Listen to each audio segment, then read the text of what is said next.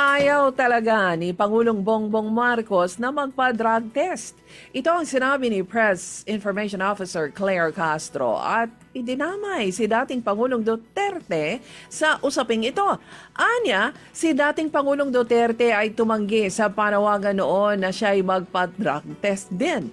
Sa kabila ito ng pahayag mismo ng kapatid ng Pangulo na si Senator Amy Marcos, sinabi niya na si PBBM at si First Lady Liza ay kapag gumagamit ng cocaine at marijuana, kaya bagsak ang kanilang mga pangangatawan.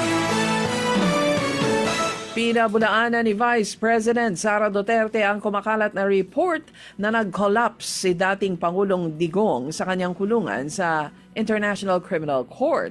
Anya, nakausap niya ang abogado ng kanyang ama at sinabing maayos naman ang kalagayan nito. Inaasahan ni VP Sara ang kalaban sa politika ang nagpapakalat ng maling impormasyon upang ilihis ang isyu ng flood control at budget anomalies na direktang kinasasangkutan ng sinasabi niyang adik na Pangulo ng Pilipinas.